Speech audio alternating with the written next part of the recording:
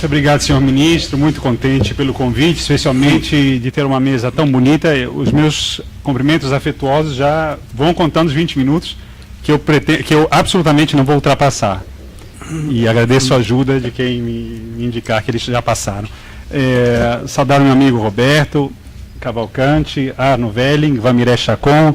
Acho que estou entre afetos e amigos, então eu me sinto muito mais feliz, sobretudo hoje, depois de ter assistido pela manhã um grande debate interessantíssimo, que me fez ver que eu, no livro, escrevi erradamente aquilo que devia ter feito, que não era exatamente esse de pensar a Renascença em si mesma, e eu escrevi sobre o Ariosto, então não vou falar disso, e vou tentar então me redimir, buscando, portanto, o diálogo a que fomos convidados de pensar o Brasil. Obviamente, numa mesa tão afetiva e perigosa pelas competências, né?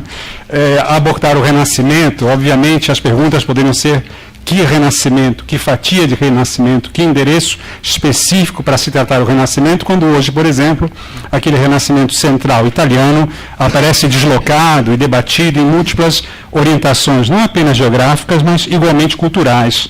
Qual é o renascimento em jogo? Poder-se perguntar se é, de fato, o de Leonardo, olhando com os olhos de Piero della Francesca e trabalhando uma perspectiva matemática e poética, ou se então o Renascimento é a releitura da obra dantesca, feita um pouquinho depois por Michelangelo, por exemplo, pintando a Capela Sistina, e as perguntas poderiam se multiplicar, muitas vezes seriam inúteis e cansativas nesse momento. Portanto, provavelmente, essa ideia que é recorrente no mundo ocidental, em momentos como o nosso, de mudança de paradigma, como hoje vimos pela manhã, esse debate frontal, importante, com múltiplas línguas, quase uma Babel de sentimentos, no melhor sentido da palavra. A Babel não é uma maldição, a diferença é uma bênção, nesse caso, epistemológica, mas, de fato, talvez a ideia de renascimento se adeque, sobretudo, para essa época de mudança de paradigma e de transição. Podíamos mesmo falar, por exemplo, de um renascimento também religioso, podemos falar do Islã e do renascimento, como diversos autores clássicos, e sobretudo nesses últimos 10, 15 anos, vêm trabalhando no contexto da literatura e da cultura, num ponto de vista mais amplo. De qualquer modo, para pensar o Brasil e como desafio, e para economizar tempo, eu iria diretamente aos fatos que poderiam interessar um pouquinho mais a todos, se não for essa da minha parte uma ousadia. A primeira delas, de novo, me reporto amanhã, que foi, pela manhã, hoje de manhã, quero estabelecer uma série de pressupostos importantes num diálogo que está adiado há muitos séculos na sociedade brasileira, e de como esse diálogo é importante nas suas crispações, faíscas, nos desafios civis e, sobretudo, republicanos, que é o que nós hoje, de manhã, acabamos por assistir, e as dificuldades de todos os parceiros nesse diálogo, o que torna um concerto ainda mais fascinante, não proibido e nem tampouco vedado. Pois bem, quanto ao Renascimento, nós também poderíamos dizer do Renascimento geral, europeu, provavelmente um pouquinho mais italiano, ou ibérico, que seria, de fato, a perspectiva de um paradigma em mudança. Então, todo mundo sabe que eu não vou citar aqui Thomas Kuhn, não vou dizer da transformação de o que significa a revolução nos paradigmas, revoluções científicas, nada disso por falta de tempo, mas todos já entenderam e não é preciso destacar e sublinhar o óbvio. Bom, naturalmente, o que está em jogo no Renascimento é um conhecimento ambíguo. Quando pensamos no Renascimento como um discurso límpido, claro, cristalino e horizontal, nós nos sentimos adequados a uma teoria, mas o Renascimento é sujo, o Renascimento é ambíguo, o Renascimento são muitas vozes, não apenas em ordem polifônica, mas muitas vozes que se sobrepõem, que falam mais alto ou mais baixo, e essa harmonia é uma harmonia de fato sonhada e pretendida, como nos quadros de Botticelli, do Nascimento da Vênus. Mas esses quadros, para que a gente tenha uma ideia de como os discursos eram múltiplos, esses quadros também eram talismãs. Curioso que nós hoje, quando vamos assistir no Uffizi, no Museu de Florença, a dança das Três Graças, nós contemplamos a beleza, contemplamos a divisão de cores, mas aqueles daquela época iam contemplar esse quadro de Botticelli também como quem contempla, quem toma um remédio, e quem realiza um talismã. a cromoterapia, que esteve em moda, não sei se Arno Velling praticava cromoterapia, acho que não, mas nos anos 70 e 80, a cromoterapia é muito antiga, anterior à Florença, mas encontrou nos pintores florentinos uma prática, por exemplo, para combater a melancolia, que era verde, amarelo e azul, as cores fortes para tirar a melancolia dos que estudavam. Por que eu entro nessa especificidade? Entro nela para demonstrar que, naquele momento, havia muitos discursos que se sobrepunham uns aos outros e podiam, talvez, para nós, causar algum escândalo, mas para a época não eram escandalosos. Sabemos que um pintor como Leonardo devia ter um percurso interdisciplinar, que é o que hoje nós precisamos igualmente no Brasil, cada vez mais fortemente desenvolver. A universidade, por exemplo, ela defende com toda a sua veemência, e tem toda a razão de o fazer, a interdisciplinaridade, a transdisciplinaridade, que nome a gente queira dar em tão pouco tempo. Agora, o fato é que a prática universitária, no senso estrito, muitas vezes é o grande empecilho de um diálogo efetivo, seriamente, sejamos sérios, o tempo é pouco e breve, mas que produza, de fato, um espaço interdisciplinar. É o que nós precisamos hoje realizar, por exemplo, numa discussão sobre a cidade, que é o que nós vimos hoje aqui. Parceiros, pessoas que pensam a cidade. Quem é que pode pensar a maior ou a menor fatia da cidade no espectro republicano? Ninguém, porque é uma cidade coral. E para ser uma cidade coral de vozes múltiplas, que é o que esperamos do Brasil, de um ponto de vista de uma música republicana, é preciso que essas partes dialoguem. Portanto, a interdisciplinaridade entra nesse fato não como um passe-partout, não como uma senha, não como um salvo-conduto, mas a interdisciplinaridade é uma garantia republicana em que a cidade se olha, se reconhece e manifesta-se profundamente num diálogo de diferenças. Diferenças que não devem ser escondidas, não devem ser aplainadas, porque o diálogo que dilui a diferença, de partida, já mostra que não há diálogo efetivo.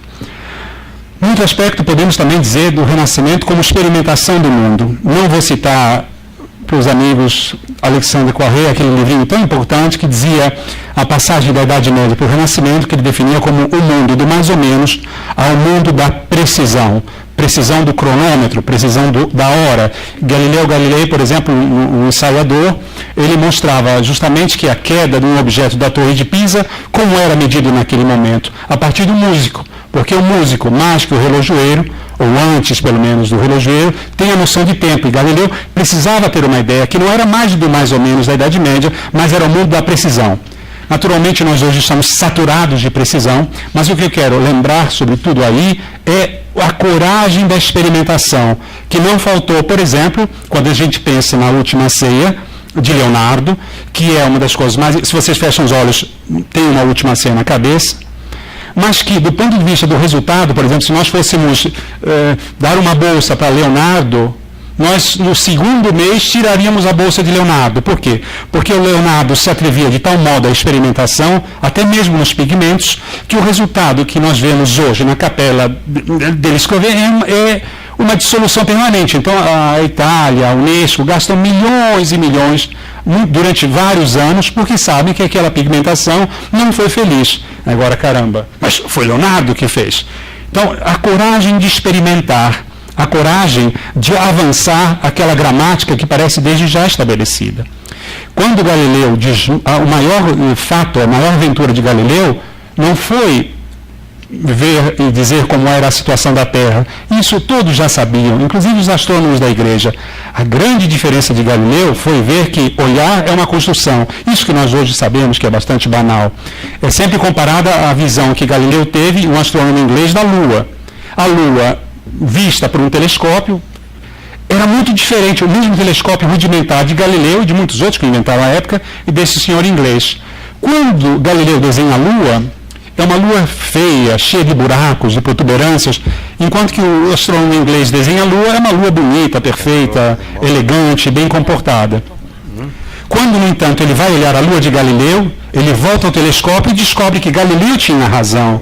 Mas por quê? Porque precisou fazer óculos novos, porque os óculos desse senhor da ilha, lembrada hoje por Reis Veloso, é um senhor que pensa do ponto de vista aristotélico. os elementos fora da Terra eram perfeitos, eternos, portanto a Lua flutuando, não caindo como a Terra e não subindo como fogo, mas permanecendo na sua própria situação, a Lua era eterna, a Lua era composta de éter, portanto a Lua não podia conhecer a corrupção, a destruição de seus fatores internos, era uma superfície linda, maravilhosa. É uma das grandes dificuldades hoje, desde a sociologia do conhecimento, essa de a gente poder, de fato, olhar e compreender que a nossa forma de exprimir o mundo é uma forma atravessada de uma belíssima subjetividade, mas, ao mesmo tempo, de uma precariedade que brilha nos limites, que são os nossos limites, afinal de contas. O Renascimento mostrou justamente isso, que os dados não são dados, mas a experiência, o risco e a construção de uma gramática nova repercutem na construção de um mundo diverso. Isso acho que também é importante. Finalmente, enfim, posso até esticar, como disse a Arno, né? Podemos esticar, mas não esticarei dentro dos 20, obviamente, não se assustem. Mas uma das coisas que me preocupa muito no Brasil, e isso talvez podia ser um contraponto em relação ao Renascimento, é que boa parte do Renascimento se deu olhando o passado. E olhar o passado não significa encerrar-se dentro dele, como, por exemplo, Descartes, no discurso do método, acusava os historiadores, Arno Velling, de Vamiré, de entrarem num tempo obscuro, numa floresta, dizia Descartes, e voltarem de lá com o tempo perdido do presente. É claro que nós, brasileiros, temos uma grande urgência, uma grande fome de presente. Nós precisamos muito devorar o presente antes que ele, o presente, como uma esfinge, nos devore. Isso é muito bom, isso dá toda uma tradição importante no Brasil. Mas uma tradição, bem entendido, perigosa. Basta apenas levantar um pouco os olhos na cidade, em toda a cidade, essa discutida de manhã e essa muito próxima daqui, para compreendermos que um pouco da história urbana brasileira é uma história de derrota, porque essa vontade de construir um futuro que não olhe para um passado é de fato muito precária. Santo Agostinho dizia nas Confissões, livro 10, que nós só podemos falar do presente, porque o passado já não é, o futuro ainda não é, e que no máximo poderíamos talvez dizer o presente do passado, o presente do futuro, e a única coisa que temos é o presente do presente. Mas quando, de fato, antes da querela dos antigos e dos modernos, quando o Renascimento olhava para a antiguidade clássica, esse olhar para trás criou uma construção para frente. O que nós temos, portanto, talvez no Brasil, é um resgate importante dessa tentativa de organizar os tempos, sobretudo de dar ao passado uma áurea, um resgate importante, que o passado não é ambiente cemiterial, mas o passado é uma forma de integrar uma perspectiva de inovação, de olhar para o futuro. Eu acho que, então, resumindo, só para fazer um pouquinho disso, seriam as coisas que eu queria lembrar. A interdisciplinaridade, vivida no Renascimento, o conhecimento e o risco, que então se colocava com grande vigor, com grande intensidade, a ideia de criar um paradigma com uma perspectiva, agora usando o anacronismo, com uma perspectiva nossa e, portanto, republicana. Ninguém pode fazer mais, mas todos devem fazer juntos, talvez todos menos, todos, sem nenhuma exclusão, e esse menos é um menos que gera uma dimensão de mais. E, sobretudo, no Brasil, em relação ao Renascimento, pensar que, de fato, o futuro se constrói também olhando ao passado. O que é que a história pode ensinar? Talvez nada. Isso é uma discussão imensa, que toma parte de todo o debate, mas não nos atrapalha conhecer o passado, pensar o presente e sonhar o futuro, porque, como dizia um grande filósofo alemão, nós não sonhamos quando dormimos, ou talvez sim, nós sonhamos um pouco quando estamos dormindo, mas é de olhos abertos que cumpre sonhar a parte maior dessa situação nossa de estar no mundo. Muito obrigado.